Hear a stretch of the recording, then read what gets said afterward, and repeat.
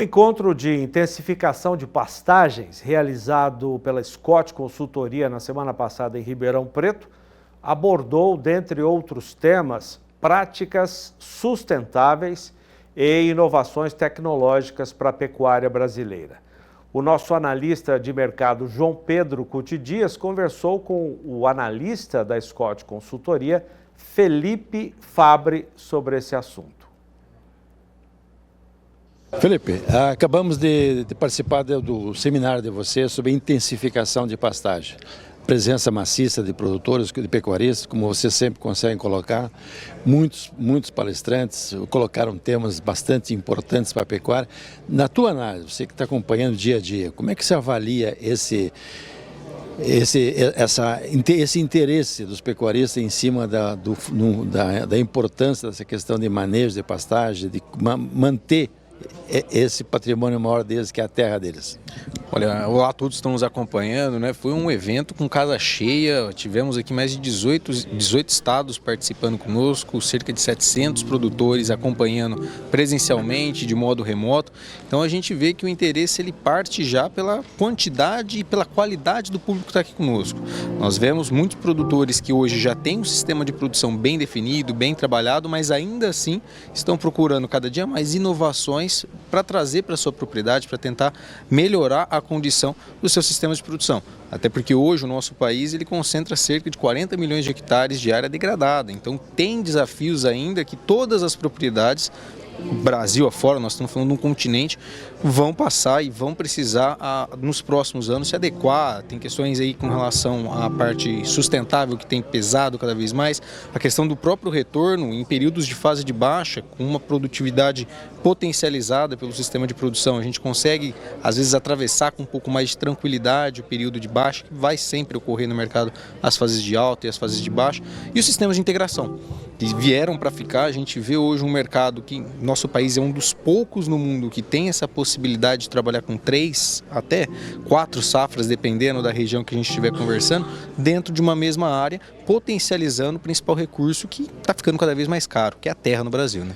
Bom, o mundo inteiro vê o Brasil como o grande player, cada vez maior, a importância cada vez maior, tanto em carnes como em grãos. Quando você vê esse volume fantástico de áreas já mexidas pelo homem, que fala em mais de 100 milhões de hectares, você vê um potencial para o Brasil aumentar a produção, dobrar as exportações. Isso, para a economia brasileira, é algo hoje fundamental, né, Felipe? É excelente. Hoje o agronegócio brasileiro é um dos pilares do nosso PIB. É o carro-chefe, é a força motriz do país, pensando em crescimento da nossa economia. E aí, quando a gente olha para o mercado internacional, há uma política de sustentabilidade que deve influenciar positivamente no Brasil. De que modo? Demanda por mais biocombustíveis, e aí esses biocombustíveis são puxados pela soja, pelo óleo de soja em consequência, e com países que hoje não têm capacidade de produção para suprir essa tendência de mercado para os próximos anos. Então, pensando na questão das lavouras, já é um primeiro passo que a integração pode entregar ao produtor um resultado maior. A gente teve aqui, ao longo desses 4 blocos, né, que nós participamos, nós tivemos aqui um resultado excepcional com o sistema de integração apresentado por um case que nós trouxemos, cerca de R$3 mil por hectare de lucro, pensando no sistema de integração como um todo. Então dilui-se o risco e aí aumenta a receita no meio desse contexto. E pensando só na pecuária de corte, a tendência para o consumo de carne bovina nos próximos anos é de aumentar. A gente vê um cenário com os nossos principais parceiros comerciais lá fora, cada vez mais demandando do mercado brasileiro e não só carne commodity. Então a gente tem que esquecer dessa questão só da comoditização da carne bovina para começar a alavancar a nossa produção para outros meios. Não, quando você fala em carne, por exemplo, o ruminante ele tem um papel fundamental, ele transforma fibras em proteína de alta qualidade. Isso no mercado, e com uma pegada de carbono baixa, ou seja, não é um animal que vai se alimentar em cima de grãos o tempo inteiro, né?